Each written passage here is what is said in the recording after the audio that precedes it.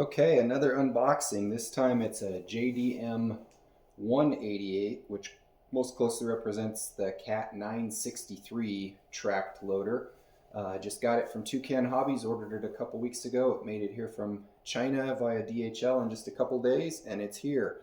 I've cut the top off the box and slipped it off since it was too big to do that up on my workbench, but I haven't opened anything up yet, so I'll do that here on camera. I can see that right on the top is an extra bucket, so this is something that I had bought extra along with this order. I just got that JDM 208, which is the Liebherr 920 excavator, and I don't like the bucket that came on it. It's kind of a European smooth bucket with no teeth, so I'd reached out to Michael at Toucan and said, hey, I need to get a better bucket for that, and so he was able to hook me up with this one. It wasn't terribly expensive, I think about 75 bucks, something like that. All metal, just like the other one, comes with the attachment pens and stuff, so that'll be great. So normally that, of course, wouldn't come with this, but it was a little something extra I had ordered at the same time. Radio i6S as expected, pretty standard fare for this kind of equipment. I think in watching the videos that's not set up the way that I want. It's got a track on each stick, which is certainly not what I want, not the way I want to drive it, so I'll have to do some programming and get that fixed. Again, super nice medium to high density foam here that's all cut out for the model, so that's great. Looks like maybe a charger. No, this is the battery, so 3S 5000, so that'll be nice, should fit right in there. That'll be great to have. I'll get that charged up, get this extra foam out of here. See what else we've got for goodies. Standard kind of poly bottle. This one's actually got kind of a nicer spout on it. This would have been nice for the excavator actually, so that'll be nice to have. Cable for the radio, something for the junk drawer. Couple extra track links in case I break one, that'll be good. And then the Fly Sky instructions for the radio. So nothing too special there, pretty normal. Throw this junk out of the way. Let's see if I can lift this out of here. I've seen other people unbox these and realize that it is a heavy, awkward beast to get out of the box. And I'd probably be better off down on the floor rather than up here on the bench like I am.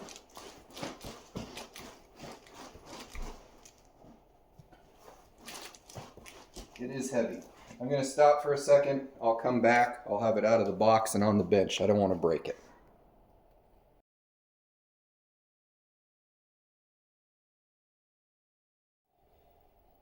Okay, I'm back. I got it out of the box. It is an absolute beast. It's heavy. Obviously, that's part of the reason I bought this rather than one of the others, because it does have so much weight to it. I think other people that have put it on the scale say somewhere around 31 pounds. I believe it. Super heavy.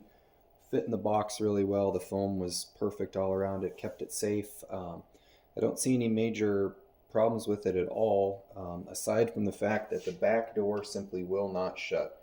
I messed with it a little bit. The back door just isn't going to shut. I'm going to have to realign these latches or realign the hinges on the door. I pushed as hard as I felt like I should, and I felt like I was going to break it, so I stopped. I figured I'd save that for later. Another thing is the cooling fan that's built into the back door is not running. I believe from watching other videos that should take off as soon as I power it up, which I have done. It could be that it's thermostatically controlled, but I highly doubt that. I'll play with it some more, get it warm, and see if that fan happens to kick on. Otherwise, I'll have to take things apart and see if maybe one of the little JST connectors or something has come loose. But that's a problem for later, not a huge deal. I'll work on that back door and that fan. I did find one little tiny bolt rolling around in the bottom of the package, and I had to look and look and look to see where it went. It was just the tiniest bolt you could imagine. It looked like a bolt, or a screw rather, I'm sorry, that you'd maybe use in a wristwatch. And I finally found that it went right here on the wiper blade. So thankfully I had this oddball 1.27 millimeter driver, which I honestly thought I would never use, but today is the day. That is the driver that I needed to put that tiny little bolt in. And it's a good thing I have the driver, because it looks like all these other little detail bolts on here that hold on the steps and the railings are the same, so it's probably good that I have that. Obviously, like with any of these models, you want to go over and make sure everything's tight, so I'll be doing that. I'm glad I've got the the right driver to do that. So I've got it all filled up with my favorite super lube here, nice American made oil, and I'll show you here in a minute. I've driven it just a tiny little bit here on the bench. So far so good. Got the air purged out of it, got it moving. Don't like the controls at all. Absolutely hate the way that this remote is set up. I have no idea why any manufacturer would let something leave the factory with the control set up as poorly as these are, but maybe that's just my opinion. I'm going to change everything around so that I'll have both tracks over on the left stick, and then I'll have the boom and the bucket on the other stick, and then the ripper will remain on the roller up here. But right now, the fact that you have to use both sticks to control the tracks while simultaneously trying to control the arm and the bucket without actuating the tracks, at least for me, I found it nearly impossible. But at any rate, that's a matter of moving some plugs around, reprogramming some mixes, and making it the way I want it. So certainly nothing wrong with it. I just can't imagine why anyone would want a radio set up this way. Maybe it's common, maybe it's popular for other people. I find it very awkward. They did include a couple figures, a little tiny female one, which isn't 1/14 scale, but I guess it was free, so I can't complain. And then another one that I can most closely say is a G.I. Joe figurine, imported version of a G.I. Joe figurine. If I'm remembering back to my childhood, this seems like exactly the right size, so that's something I can at least put in the cab. It did come with some stickers, although I don't know that they're really of much use. I looked up this Cat 980L because I didn't recognize that number, and it turns out it's a pretty big wheel loader, so certainly that has no place on this. And then obviously the Komatsu and the Volvo stickers, those are not applicable to this either. I think this might even be for an articulated dump truck. I don't know. But so these, unfortunately, although they were in the package, I think are probably going to be kind of worthless to me. I had noticed as I watched other reviews and other people playing with these that very few of them have stickers on them, and I wondered why. Well, now I know why, because they don't come with the appropriate stickers. I'm lucky I have a vinyl printer. I can make my own, so I'll design and make my own. But that's kind of a miss. Most people aren't going to have that ability to make their own stickers and put them on there, nor should they need to. But I guess it is what it is. Overall, looking at the machine, super nice. Paint is glossy. I don't see any big chips or scratches on it. There's a little tiny chip up here on the cover for the light bar, but obviously as you play with this, that kind of stuff's going to happen. Tracks are all nice. The tensioners work good. The little bit that I moved it on the bench, it seems to work well. It's able to pick itself up with the ripper, as long as you do the ripper first and the bucket second, but it can in fact pick itself all the way up. You can see I've got it powered on right now. Fan's not running, so again, I'll have to investigate that. Things are pretty tight in here, so I'm hoping that it's just a matter of it having come unplugged. Hopefully I don't have a bad fan, but we'll see. I'll troubleshoot that later. And then again, it's got these nice spring-loaded ball catches for the door, but stuff just doesn't line up, and it's not grabbing, it's not catching. I took the battery out. I thought maybe the battery and the connector were in the way. It's not the battery. It's just simply not lined up. Doesn't fix itself shut. So I'll mess with that later. Again, not the end of the world, not a huge deal. Something I can certainly mess with later on. So again, the remote here, both sticks, one for the right track, one for the left track. Again, not my preference, but I guess it is. It's possible to control it that way. I just want it different. That's the beauty of all this stuff and the programmable radios. I can set it up however I want it, I guess. So again, not a complaint. Just I think it's kind of silly that they send it that way, but it is what it is. Cabin doors open up, nice detail inside. Nice. There's no actual instrument panel or instrument cluster, but it's kind of neat that the dashboard's made out of metal. And then the quality of the plastic inside is really good. Other people have commented that the stuff's 3D printed. I really don't think it is. At least the seat is injection molded. This might be 3D printed, but I don't think so. It's certainly not FDM printed. It's a pretty nice interior, really pretty good. All the other little doors open and close nicely, just like they should, and just like I've seen on other videos. It's pretty cool that these little latches actually work. Really, really pretty neat. Pretty impressed with that. And the venting and grating details on the doors here are great. And again, the latches work. You can move the wiper if you want to. All that stuff is just what I expected and really nice. Nice step details here, and on the back here. You can see through them. They're perforated.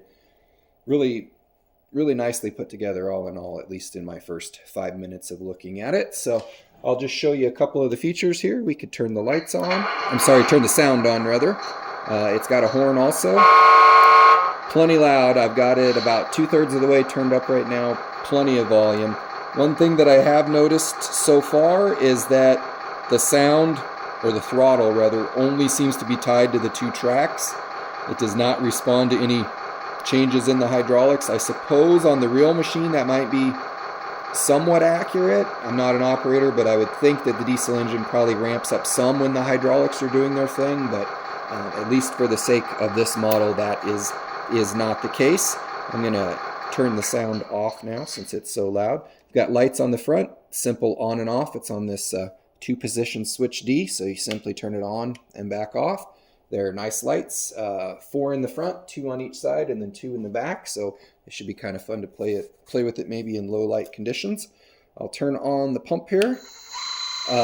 Again, these hydraulics from the factory are not on demand, or they're not mixed with the controls. That's something I definitely plan to do.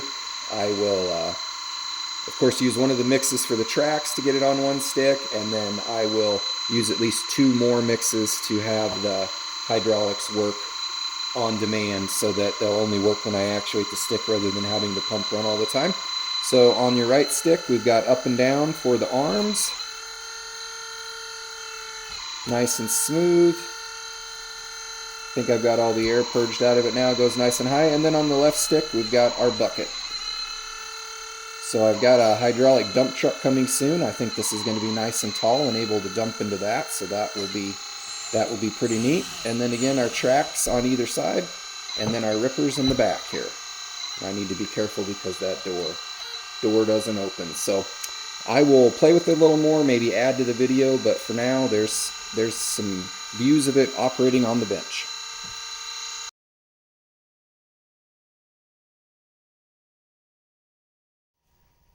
Okay, so through the magic of editing, here it is a couple days later. I've had time to go through the transmitter, get it set up more to my liking. Again, I'm not saying it's right or wrong, but this is the way I wanted it to be.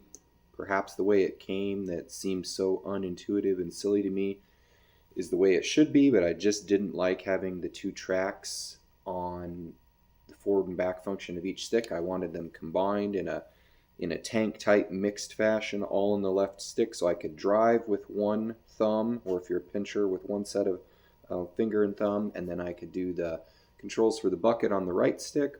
I also wanted to enable some hydraulics on demand, so in other words, I wanted the hydraulics to run only when they were called for, rather than having the pump just run its guts out all the time. It's not good for battery life. It can't be good for the pump, and I don't know that it really hurts the brushless motor, but it definitely adds to the amount of heat that's inside of the machine, and obviously all of that takes away from your runtime.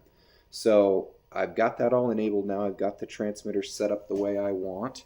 So the left stick now, I've got forward, backwards, and then I have my differential steering as I go side to side, and of course I can do any combination thereof to maneuver the machine however I want. And then on the right stick, I've got it set up so that the pump comes on just when I actuate the controls. That allows me to go as slow or as fast as I want. And I've also got it set up on the bucket as well.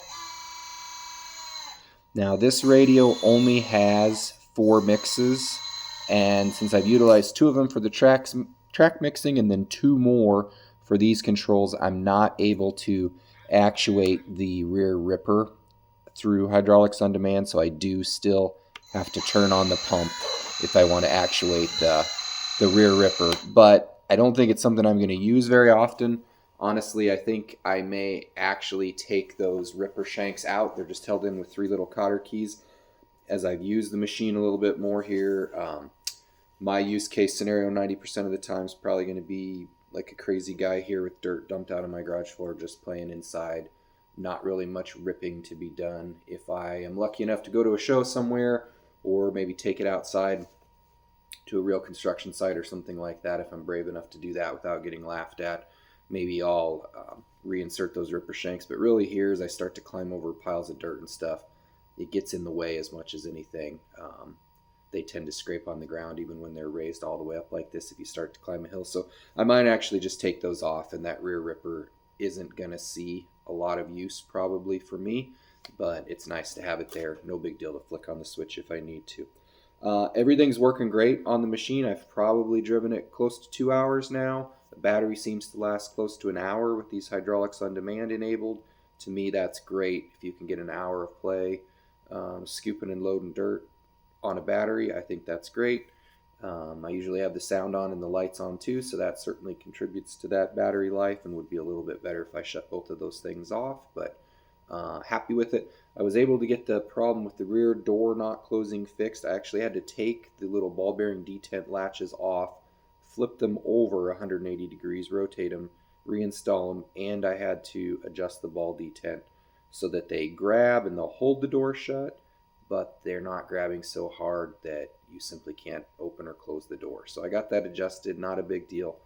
All in all, between figuring out the radio and all the mixing and fixing those ball detents, I probably have an hour or an hour and a half in it. Obviously, it's fun. It's part of the hobby, getting to set things up and make them the way you want them. So not a complaint, not even really a criticism. I feel like the radio is really odd. Maybe it's just me.